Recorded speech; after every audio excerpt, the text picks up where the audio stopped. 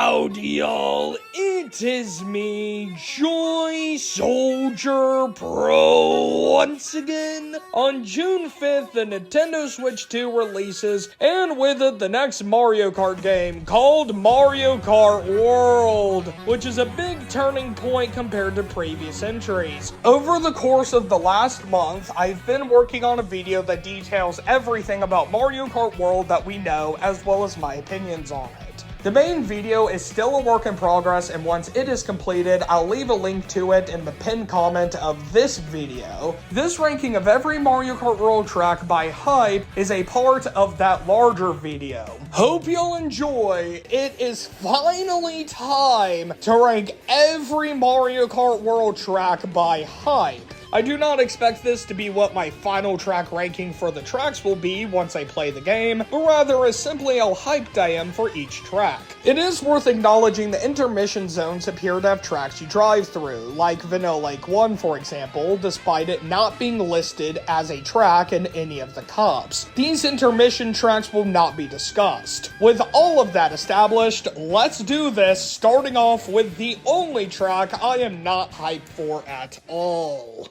Number 32, Desert Hills. This track last appeared in Mario Kart Wii, so I appreciate its inclusion in that respect, but regardless, this seems like the most puzzling retro track choice they could have made. Both Yoshi Desert and Dry Ruins haven't been remade besides Mario Kart Tour, and I believe both would have been better choices. Yoshi Desert would have given Super Circuit some needed representation, while Dry Ruins is my personal favorite desert track in the entire series. Unfortunately, I am not a fan of the original Desert Hills, and based on the footage available, this remake looks like it may be worse than the original. The Pokies seem to be removed and replaced with Baton enemies, while the crazy hills at the end of the track appear to be smoothed out, making the entire area one gradual slope upwards. I always looked forward to the ending hills part in the original, but I don't see that appeal in this footage. One important note is that you appear to race the track backwards, which is very interesting, but I am not convinced this improves the track and may actually do the opposite. It is also worth noting that the Desert Hills footage is in Knockout Tour, so during a regular race the track may not be driven backwards, but even still, the gameplay still looks like a downgrade. Sadly, this is the one track I am not hyped for at all in Mario Kart World. Moving onwards to tracks I am slightly hyped for, number 31, Moo Moo Meadows. This is another retro track pick that puzzles me, since it was just in Mario Kart 8 and 8 Deluxe, meaning we've been playing this track for years. But unlike Desert Hills, I consider this a good track in previous versions, and I have confidence World is improving it as well. There is now a ramp players trick off of to enter the cow herd section, and some hay bale obstacles have been added, which is a nice touch. These are appreciated additions to the track, while the ending looks to be unchanged, which is fine by me. Moo Moo Farm could have been interesting instead, but to be fair, it is worse than Meadows and maybe better as an intermission track.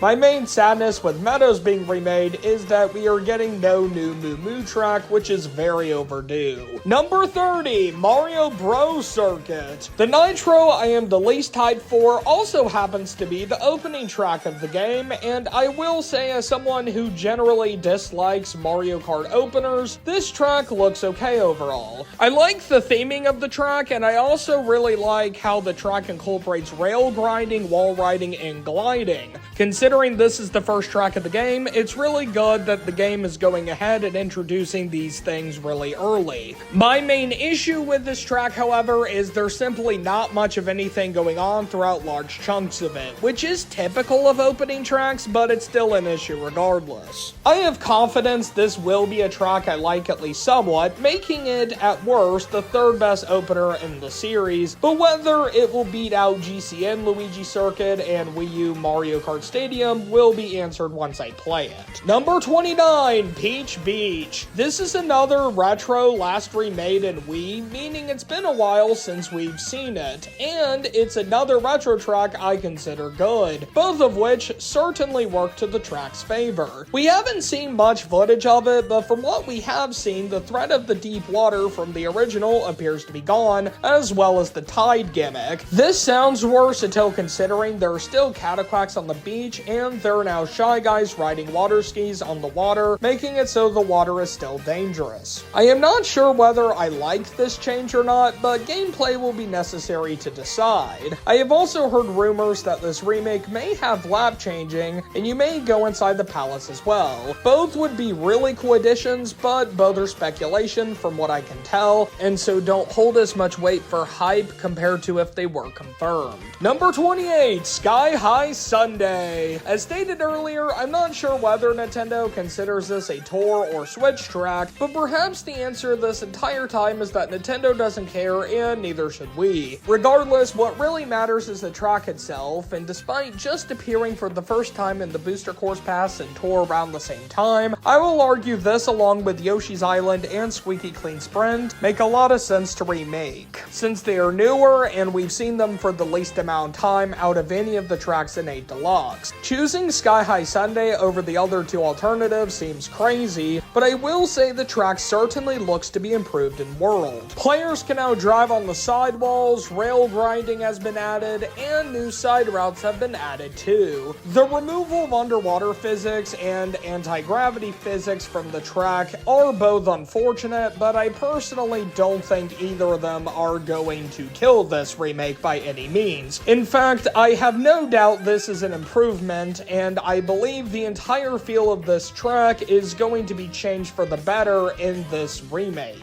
Moving onwards to tracks I am moderately hyped for. Number 27, Mario Circuit. This is the first of several examples of a Mario Kart World track that shares a name with other Nitro tracks in the series. And I will argue this is the second most confusing case because it is a remake of SNES Mario Circuits 1 through 3, which is not obvious at all based on the name alone. To be fair, even with a SNES prefix in front of it, it would still be confusing because SNES Mario Circuit 4 is excluded from this remake, and I don't like that. I definitely think it should have been included, not only because it is a SNES Mario Circuit and we're getting the other three, but also because I think this track honestly would be fine being a little bit longer, and SNES Mario Circuit 4 would only add one additional lap, which in my opinion would actually benefit this track and not harm it. Looking at the three SNES Mario Circuits included in the track, Mario Circuit 1 is extremely basic. The main thing it offers is some shortcut potential, and that's about it really. I will say it is cool to have this track back since it was last remade in Mario Kart DS, excluding the Tour remake, so I am happy to see it back in that respect, but this remains as basic as ever. Mario Circuit 2 is more interesting, with the highlight of course being the jump the track is known for. Unfortunately, Mario Kart 7's edition of the glider has not carried over into this remake, and instead the jump is back to being a boost jump like it was in the original. While very unfortunate and a change I don't like, it's also understandable based on this footage, which showcases just how broken having a glider jump would actually be.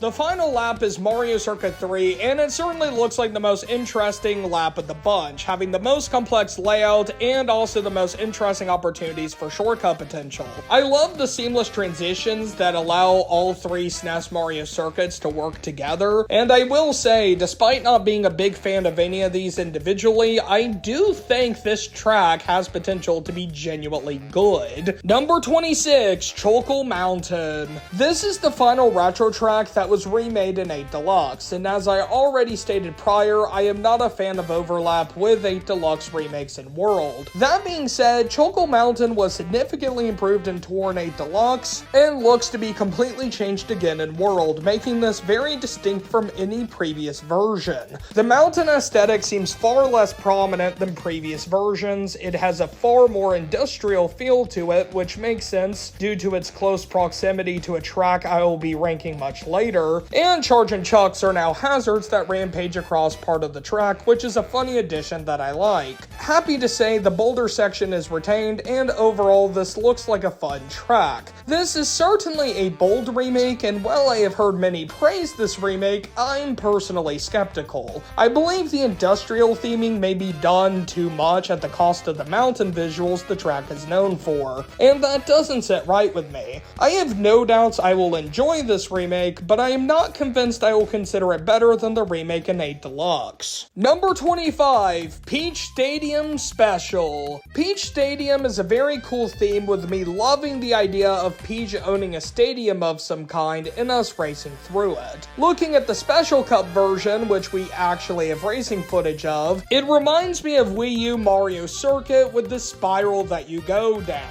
I am not convinced the Special Cup version is a worthy penultimate track to Rainbow Road, but regardless, on its own, it looks fun and very interesting. Number 24, Peach Stadium Shell. I tried my best to find footage for all of the tracks, but unfortunately, all I was able to find for the Shell version of Peach Stadium is this screenshot and some battle mode footage, which gives an idea for the location's theming, but not really gameplay. I like the concept of a train terminal being used for a Mario Kart track, and it reminds me of Super Bell Subway, which is one of my favorite Wii U Nitros. I sadly don't have enough information to place this any higher, but this is certainly intriguing. Number 23, Crown City Shell. The start is pretty cool, with players dodging traffic, which includes a modern version of mushroom carts from Double Dash that shoot out mushrooms for players, which is awesome, as well as some bob-omb cars. Sadly, the rest of the track seems surprisingly barren and lifeless given the city theming, which hurts my hype for it significantly. Now is a good time to mention that traffic is very tame, like it is in Tour, and running into most vehicles seems to have little effect on the player. This makes traffic far less threatening and lessens the appeal of tracks like this as a result, which is very unfortunate. Unlike Peach Stadium, where both versions were ranked side by side, the Mushroom Cup version of Crown City will be ranked much later because it looks significantly more interesting.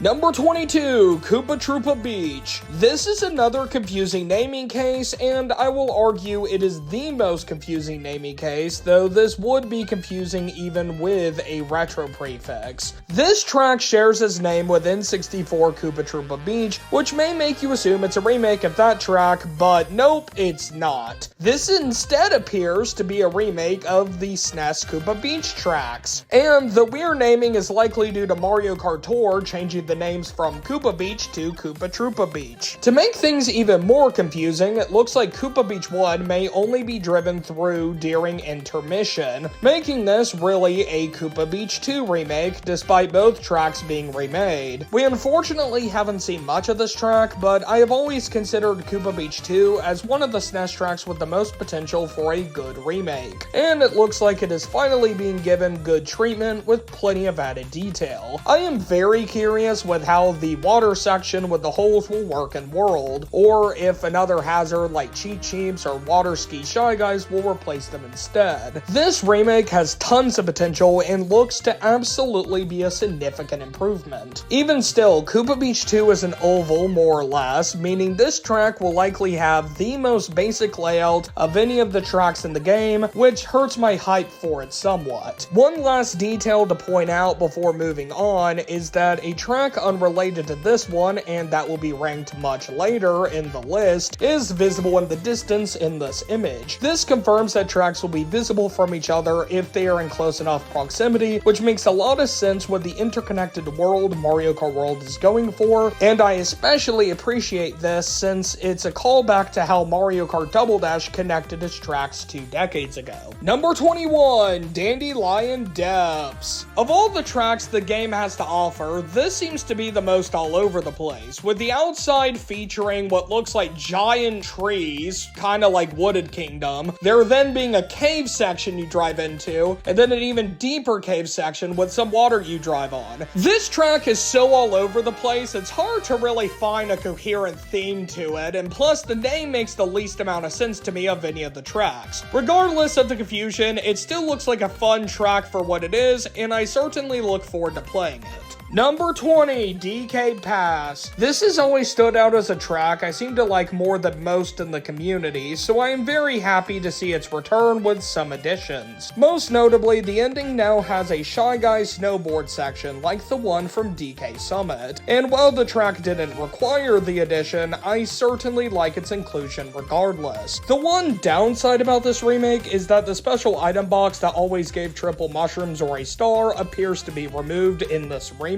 since the snowy hill it was on top of also seems to be gone. And if true, that is very unfortunate. While a small detail, the special item box is one of my favorite Mario Kart secrets, so I hope it is kept in some kind of capacity. Regardless, the removal of one item box certainly won't override the snowboard edition, so DK Pass looks to certainly be an improvement. Moving onwards to tracks I am very hyped for. Number 19, Salty Speedway. The first thing I thought of when I saw this track was Venice, Italy, because of the urban city around what looks like canals you drive through over water. Despite the lack of underwater driving on water still looks very fun, and that seems to be the main appeal for this track. The canals look very interesting, and it also looks like players drive some around the city. Both combined sound very interesting. Number 18, Shy Guy Bazaar. How this track was never remade in 8 nor 8 Deluxe, I will never understand, but thankfully we are finally getting its grand return, and it's absolutely beautiful. This was an amazing track in 7, and it looks to be very similar to how it was originally. Rail grinding has been added, but the big new addition that makes me very excited about its return is that now you can drive through a new palace, which looks incredible. This reminds me of driving through Peach's Castle in 3DS Mario Circuit, except it is significantly cooler. The palace is shown in free roam, but is not present in the comparison footage, so I am unsure if it is free roam exclusive or something of that nature. Regardless, evidence of being able to race through the palace makes me very hyped, and Shy Guy Bazaar is already an amazing track to begin with. Number 17, Wario Shipyard. This is the retro track that makes me certain underwater driving is unfortunately excluded from Mario Kart World, since this had plenty of underwater driving in 7 and Tour, but now has none. Instead, players drive on the surface of water and can trick off tons of waves, which looks very fun. The removal of underwater driving changes the feel of this track significantly, and I'm not sure if that's for the better. The water pipe hazards from the original seem to be gone without a replacement, and in general, the remake looks to be easier, which I'm generally not a fan of in remakes. The shipwreck portion remains extremely fun, and visually the track is nothing short of stunning. It is very important to restate that the time of day and weather will change, and while some tracks may be immune to the changes, it is fair to assume most, if not all, the tracks are affected, meaning this track likely won't always be set at nighttime during a rain shower. Visually, this remake is 100% an improvement, but I have concerns the gameplay may be a downgrade. Nonetheless, I love the original, and I expect to really like or love this remake. This will be the true test to see whether I prefer underwater driving or driving on water once I play the game. Number 16, Faraway Oasis. Surprisingly, Mario Kart has never really explored a Savannah theme until now, and I'm very happy it is. From the footage we've seen, this looks like a fairly chill track carried by its theming, but that's fine by me. This is another track where players are driving on land and sometimes over water, which is very cool, and my favorite part is near the end where players go over this massive waterfall. While there are plenty of animals on the sides, none of them seem to affect gameplay, which seems like a major missed opportunity for this track. Number 15, Cheep Falls. This is a new addition to the Cheep tracks of Mario Kart, with the others being Cheep Island, Cheep Beach, and Cheep Lagoon. I'm happy to say that Cheep Falls looks to be the best so far, and looks to be the track with the best execution of water driving from what we have seen. The theming is beautiful, reminding me of autumn, similar to Maple Treeway, and best of all, Cheeps look like they will be hazards players have to dodge as they jump out of the water. This is such a creative track concept, and I can't wait to play it. Number 14, Starview Peak.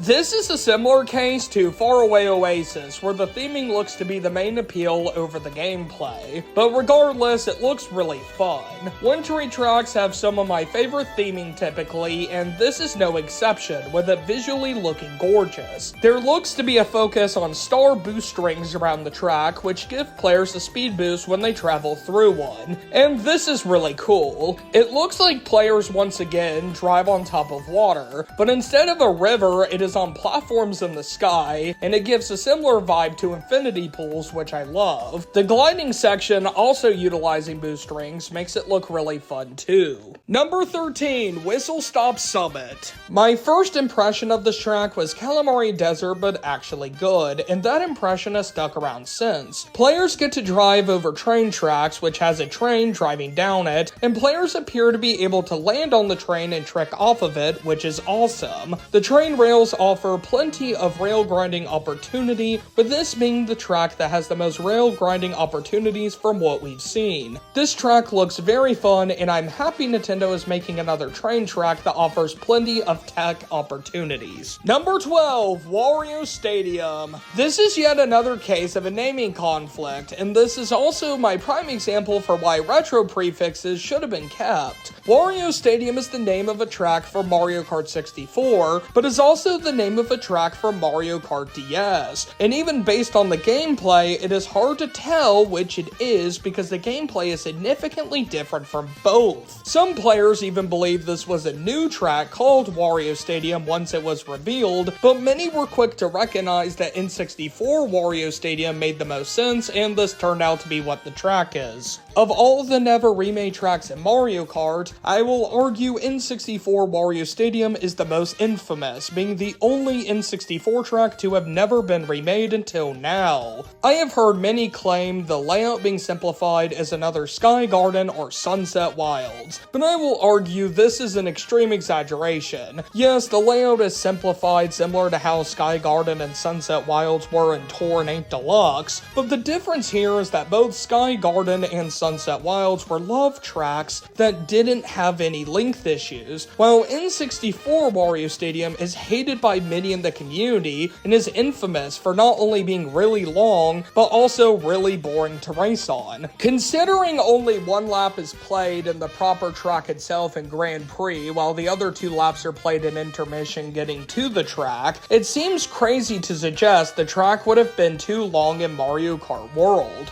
The reason could be versus mode, which allows players to race 3 laps in one track like is common in Mario Kart. But even then, if the remake was executed properly, it could have justified the long length of the track. GCN Rainbow Road is among my favorite tracks in the entire series, and its length is actually comparable to the original N64 Wario Stadium. The difference is that GCN Rainbow Road offers much greater variety in gameplay, it's much more difficult, its track design is more complex, and it offers some of the best theming of any track in the entire series, making its length not an issue in my opinion. This remake adds a lot of hills around the track that can be tricked off of, some patches of mud have been added that can act as small off-road shortcuts, and the massive ending jump now has plenty of boost panels leading up to it, and is sharply inclined with fire erupting from massive torches on all sides as you jump off of it, making it feel like the true climax it was always meant to be. The simplified layout certainly holds this remake back compared to what it could have been, and ironically the track known for taking too long now looks to be a bit too short in Grand Prix, though this likely won't be an issue in versus mode since you race around the track multiple times. I also wish this remake added more to the track besides just a ton of hills you trick off of, like half pipes, fire wheels, or mechanical piranha plants as some examples. Even with the missed opportunities, this is without a doubt a significant improvement over the original, and I am very excited to play it. If this remake used the original layout and offered greater variety in gameplay, it almost certainly would be in my top 10. Number 11, Crown City Mushroom. The Mushroom Cup version of Crown City takes players through Crown City, with skyscrapers all around, which looks absolutely epic, but what really steals the show is the fact that players get to travel up through a building and then get to parkour on top of buildings and even through an active construction site, which is simply incredible. I love the glider that has players slowly glide to the massive straightaway streets below at the end of the track as well. This track reminds reminds me a lot of Metro Kingdom from Super Mario Odyssey, which is a very good thing since I love Metro Kingdom. Moving onwards to the tracks I am the most hyped for, and coincidentally also starting off the top 10, we have number 10, Dino Dino Jungle. I have always loved Dino Dino Jungle, but I've always felt like the Dino theme could be expanded upon, which is why I was pleasantly shocked when I saw what Nintendo has done to this track in Mario Kart World.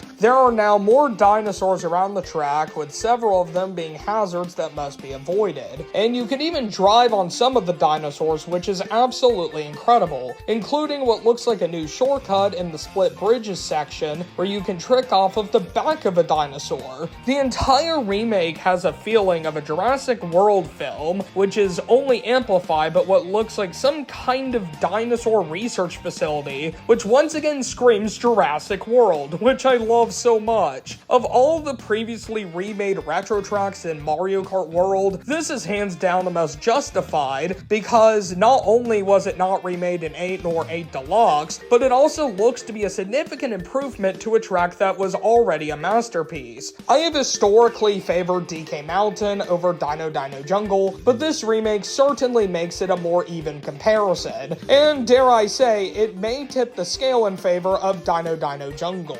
Number 9, Acorn Heights. This track reminds me of Wild Woods, and despite considering that track amazing, this looks significantly better. Players drive in a massive forest filled with giant vegetation and have to travel on tree branches, leaves, and even dodge acorns in the huge split path portion.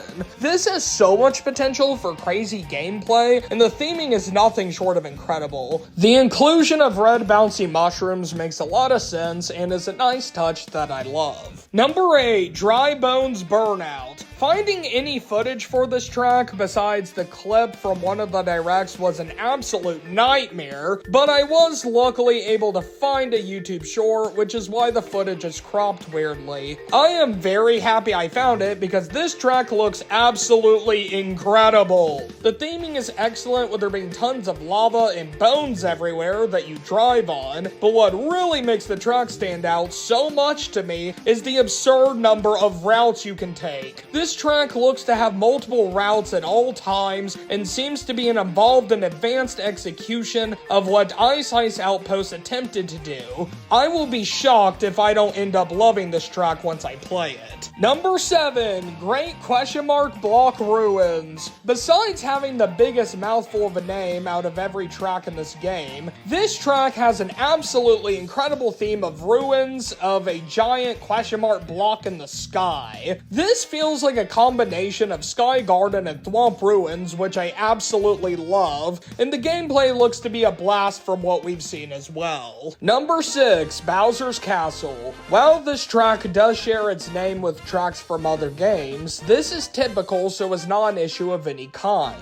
Bowser's Castle looks to have some industrial elements built into it, which is very cool, but the part that shocks me is in the sky, where players are launched into a thunderstorm over a volcano, where a massive fiery Bowser face appears out of the clouds and proceeds to make fireballs rain all over the track as it wraps around. The fire makes a lot of sense due to the track taking place in and above a volcano, and of course Bowser is traditionally associated with fire, which fits him well. Players are alerted where the fireballs will land due to it being indicated on the track, which I really appreciate, and overall this sky section really feels like the thunderstorm section of Cloud Top Cruise, but take it to the next level. This track looks absolutely incredible and I can't wait to play it. Number 5, Rainbow Road. Of all the tracks in the game, this is the one that we know the least about. We know Rainbow Road exists in this game, we know the track is unlockable, we know this is the track icon, and assuming the Super Mario Wiki is correct, the track ends the Special Cup, which is also likely unlockable. All of this is to say, we really have no clue about this track other than it exists, and considering Rainbow Roads take place in the sky or in in space, we also have no idea as to how we will transition from Peach Stadium Special to it. My guess is that we will go off a massive cannon during intermission, like is shown here. Rainbow Roads historically are a fairly safe bet for being a really good track, and with only a couple of exceptions, I really like or love every Rainbow Road track in the series, including ones like DS or Wii U Rainbow Road that seem to go under the radar compared to others in the series. One thing I really look forward to is the view below the track. GCN Rainbow Road is famous for taking place above Mushroom City, and here we have a Rainbow Road taking place above a massive interconnected world,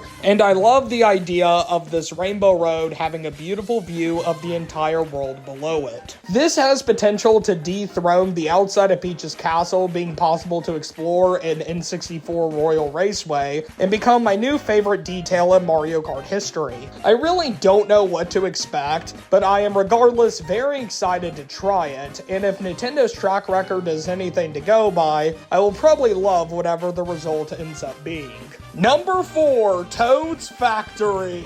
How this track has never been remade before now is beyond me, but finally, one of the most creative and unique concepts for a track in Mario Kart history from the fan favorite Mario Kart Wii is finally getting a well-deserved remake. It's about time! Changes to this track appear very minimal, with the only ones that stand out being a new set of item boxes accessible by a wall ride at the start of the track. The crates from the conveyor belts appear to be replaced with item boxes. There's a new wire players can grind on, and the lake at the end of the track has been replaced with mud, making it much easier to perform an ending shortcut. This looks nearly identical to the original, and considering how incredible and fun the original is, I'm happy that's the case. Number 3, Airship Fortress. My most hyped retro track is none other than the beloved Airship Fortress. As much as I love Toad's Factory, I have always considered Airship Fortress as a superior track, and it looks like that will likely remain the case in Mario Kart World. I have always loved the theme of Airship Fortress, and I'm very happy World changed towards lava exterior, back to something more like what was present in DS and 7.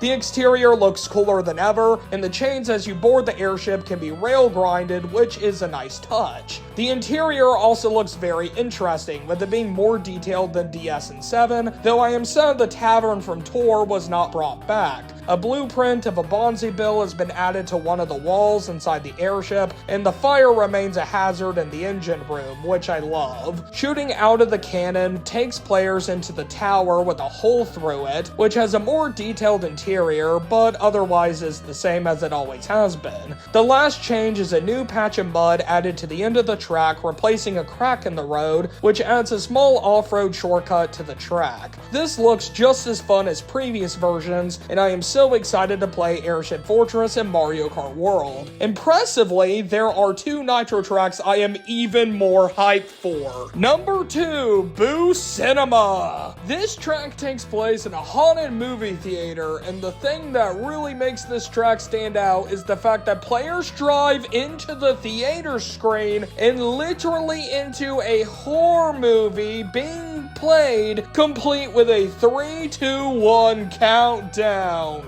This concept is so incredible, it alone guaranteed a placement in the top 5, and to say I love it would be an understatement. The gameplay looks really fun, with both wall riding and rail grinding being featured, and I love how players jump out of the film back into the theater, where many boos watch them pass by. Guess you could say the film experience is so shocking it's to die for. Despite how hyped I am for Boo Cinema, there is one Nitro track I am even more hyped for. My most hyped Mario Kart World track is number 1, DK Spaceport. As much as Boo Cinema shocked me and blew me away, DK Spaceport did that even more, with it being a gigantic arcade Donkey Kong barrel stage made into a Mario Kart track. An enormous robotic Donkey Kong jumps up the stage during the race, and along the way, players must dodge giant barrels and fire snakes that come from burning barrels. The barrel hazards around the track can be broken with shells, which is interesting, and I like the feature.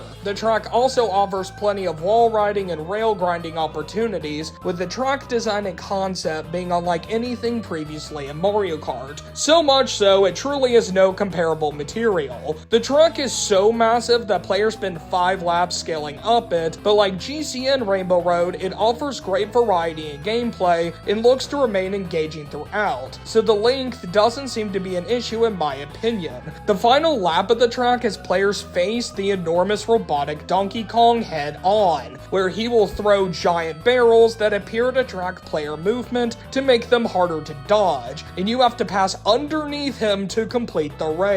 DK Spaceport is the only track in the entire Mario Kart series to feel like a boss fight from beginning to end, and that plus both the incredible theming and gameplay is why DK Spaceport has earned the #1 spot for the Mario Kart World track I am the most hyped for.